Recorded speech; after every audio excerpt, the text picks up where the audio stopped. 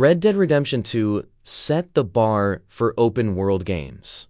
It's beautiful, alive, unforgettable.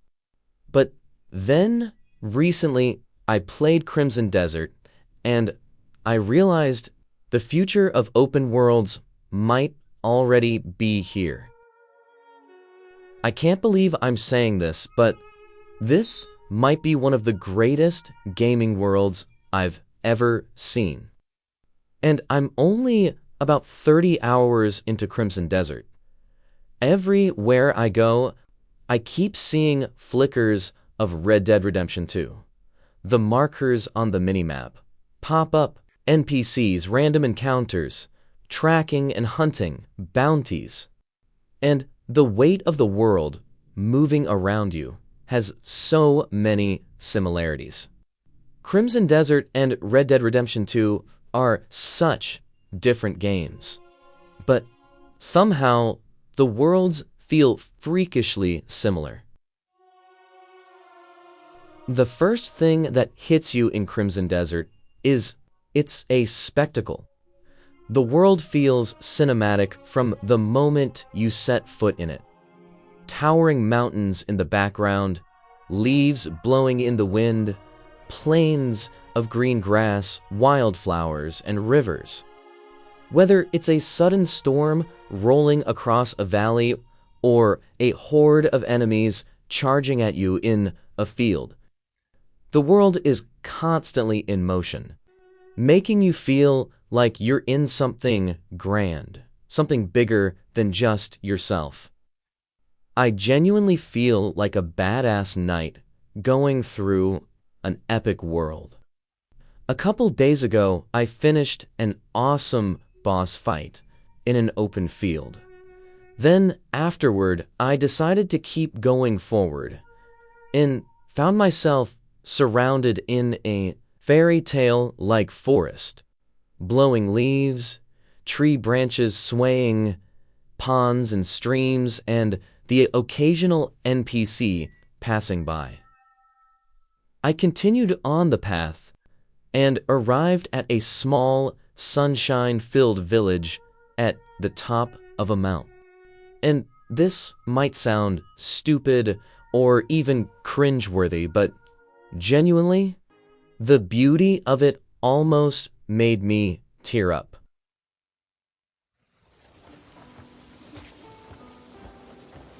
Hi.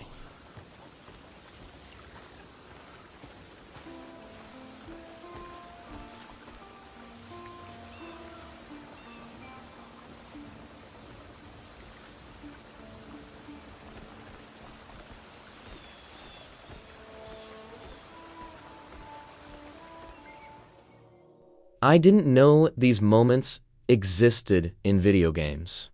I thought, honestly, they could only exist in TV shows or movies. You can be the hero knight finishing a boss fight and then arriving in a small, peaceful village, resting and helping the locals. It feels like it's straight out of some fantasy cinematic masterpiece.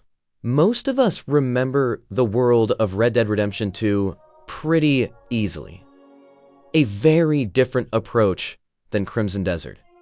Quieter beauty and grounded in reality, living as a 19th century cowboy. Sunlight filtering through trees, the deep snow in Chapter 1, swing of the grass plains, and the detail of wildlife everywhere. It felt painstakingly real. There are no dragons or magical powers. It was supposed to feel like real life. Crimson Desert wants your jaw to drop. Well, Red Dead 2 is trying to convince you that you're living inside the real world, and not everything is a jaw-dropping moment. I can't help but think Crimson Desert's world feels like Red Dead Redemption 2 in a fantasy universe. Anything can happen. I'm sure I don't need to remind everyone, but in Red Dead Redemption 2, it felt like anything possible in real life could happen in that world. A street robbery, a gunfight breaks out, NPCs doing their daily routines, a wild animal attacks you.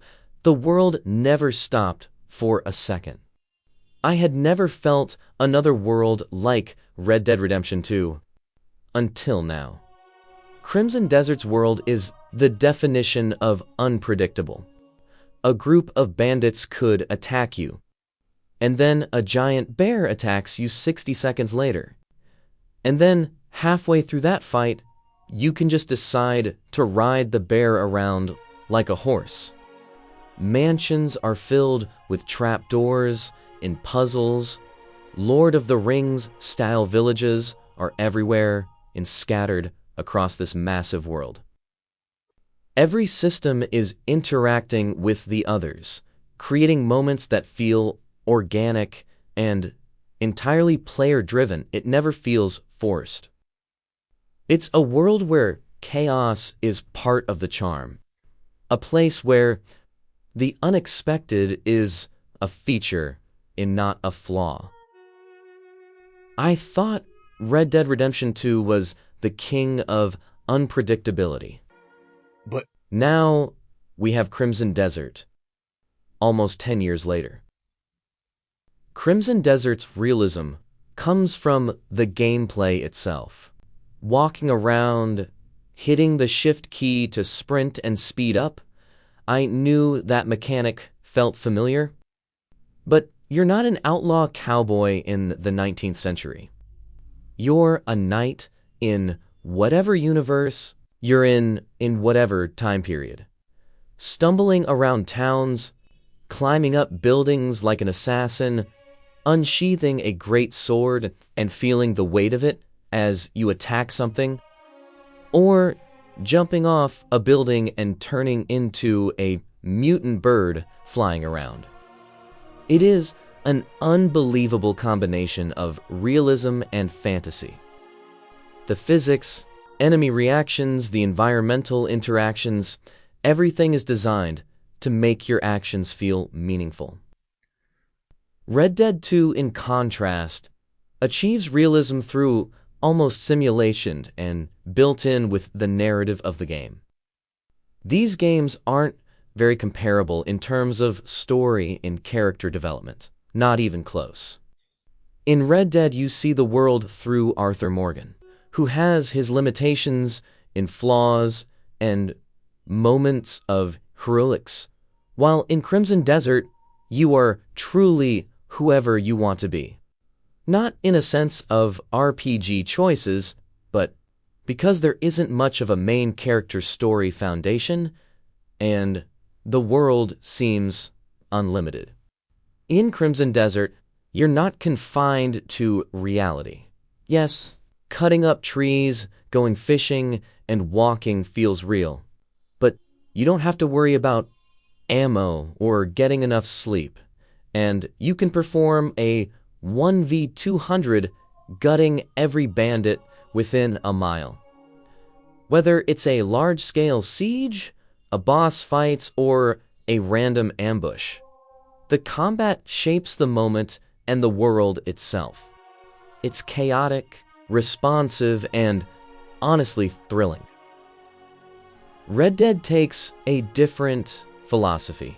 Crimson Desert isn't trying to beat Red Dead Redemption 2 at its own game. It's trying to create the greatest fantasy sandbox world that's ever existed. Undoubtedly, Pearl Abyss took inspiration from Red Dead Redemption 2, and that's a good thing. I think they honored it pretty well. Red Dead 2 was universally loved in now we can see that and more in a completely different universe. I'm only 30 hours into Crimson Desert, but damn, I am so happy that both these games exist.